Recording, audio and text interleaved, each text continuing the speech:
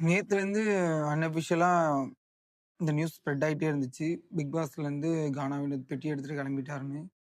அது உண்மையா இருக்கக்கூடாதுன்னு நெறைய பேர் வேண்டியிருப்போம். அதுல நானும் ஒருத்தன். ஒவ்வொரு டைமும் லைவ் வச்சு பார்த்துட்டு இந்தா தானே இருக்காரு, இந்தா தானே இருக்காரு, பொய்யா ஸ்ப்ரெட் பண்ணிட்டு இருக்காங்க. இன்னொருத்தவங்களோட பிஆர் டீம்லாம் அப்படி பண்ணிட்டு இருக்காங்கன்னுலாம் பேசிட்டு இருந்தோம். ஆனா இப்போ அஃபிஷியலா ப்ரோமோவே ரிலீஸ் பண்ணிட்டாங்க. எப்பா பெட்டிய தூக்கிட்டு கிளம்புனதுக்கப்புறம் ஒரு வார்த்தை சொன்னாரு. அத கவனிச்சீங்களான்னு தெரியல. போதும்டா நான் பட்ட கஷ்டத்துக்கு இது போதும்டா அப்படின்னு ஒரு வார்த்தை சொன்னாரு. அது சாதாரண வார்த்தை இல்ல. இவ்ளோ பெரிய பிளாட்ஃபார்ம்ல நம்ம ஜெயிச்சோம்னா, இத விட பல மடங்கு பணம் வரப்போகுதுன்னு தெரியும். ரூ. 50,00,000 மேல நம்ம ஜெயிச்சுருவோம் அப்படின்னு தெரியும். அப்போ வாழ்க்கையில ஒருத்தன் எவ்ளோ கஷ்டத்த அனுபவிச்சிருந்தான்னா, எனக்கு இந்த பணமே பெருசு அப்படின்னு சொல்லிட்டு எடுத்துட்டு போவான்.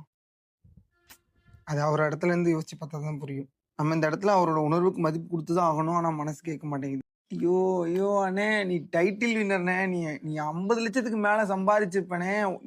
உனக்கு தானே மொத்த பணமும் அப்படின்னு மனசு சொல்லுது. ஆனா அவர் இடத்துலேருந்து யோசிச்சு பார்த்தா, ஒருவேள ஒருவேள அது கிடைக்கலன்னா, இந்த 18,00,000மும் நம்ம கையில இல்லையே. ஒருவேள என்ன வேணாலும் மாறலாம். ஏன்னா நம்ம பிக் பாஸ் வரலாற்றில அப்படித்தானே பார்த்துருக்கோம். நம்ம இதுவரைக்கும் பார்த்ததுல இவங்க தான் ஜெயிப்பாங்க அப்படின்னு நம்ம கெஸ் பண்ணி ஜெயிச்சதுன்றது முத்துக்குமாரன் அண்ணாவா இருக்கட்டும். இந்த மாரி ஒரு சிலர் தான். ஆனா நம்ம பிரெடிக்ட் பண்ணாத நெறைய பேர் ஜெயிச்சாங்க. ஸோ அவரோட பயத்திலயும் அர்த்தம் இருக்கு. லாஸ்ட்ல ஃபைனலிஸ்ட்டா கொண்டு போய் நிறுத்திட்டு, திடீர்னு அவங்க இஷ்டத்துக்கு வோட் லிஸ்ட்ட மாத்திட்டு, அவரு குடுக்கலன்னா அவர் என்ன பண்ணுவாரு பாவம். ஏதோ கானா வினோத்தோட சப்போர்ட்டர் ஆரம்பத்துலேருந்து சப்போர்ட் பண்ணிட்டு இருக்கிறான். அதனால பேசுறான் அப்படின்னு உங்களுக்கெல்லாம் தோணலாம். என்னால அவரோட அவரோட இடத்துலருந்து உணர முடியுது. நெறைய பேரு அரோரா தான் இதுக்கெல்லாம் காரணம் அப்படின்னு சில பேர் சொல்லிட்டு இருக்கிறத பார்த்தேன். என்ன கேட்டா அதெல்லாம் காரணம் இல்ல. அவரோட சூழ்நிலை தான் அவருக்கு காரணம். ஆனா எழுதி வச்சுக்கோங்க, கானா வினோத் அண்ணன் வெளியில போயிட்டு ரொம்ப ஃபீல் பண்ணுவாரு. ரொம்ப ரொம்ப ஃபீல் பண்ணுவாரு. ஏன்னா அவருக்கு இருக்கிற சப்போர்ட் அவருக்கே தெரியல பாவம்.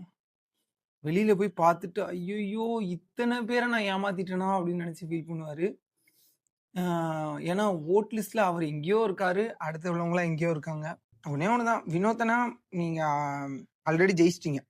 ஆல்ரெடி ஜெயிச்சிட்டீங்க. ஆனா இந்த முடிவு கண்டிப்பா எங்களால ஏத்துக்க முடியாத முடிவு தான். இந்த பிக் பாஸ் ஃபுல்லாவே எவ்வளோ எங்கள சிரிக்க வச்சீங்களோ, அவ்வளோக்கு அவ்வளோ நீங்களும் அழுது எங்களையும் எல்லாரையும் அழ வச்சுட்டீங்க. ஆனா நான் கானா வினோத் அண்ணனோட ஃபேன்ஸா இருக்கிற எல்லாருக்கும் இந்த நேரத்துல ஒரு விஷயம் சொல்லிக்கிறேன். யாரும் கவலைப்படாதீங்க. விஜய் டிவில அண்ணனுக்கு ஒரு நிரந்தரமான இடம் இருக்கு. அதனால அடுத்தடுத்து நெறைய ஷோஸ்ல வந்து அண்ணன் கலக்கிட்டே இருப்பாப்ல. அதனால நமக்கெல்லாம் அது ஒரு ஆறுதல் தான். இதுக்கப்புறம் யாருக்காக பிக் பாஸ் பார்க்க போறோம்னே தெரியல. சரி பார்ப்போம்.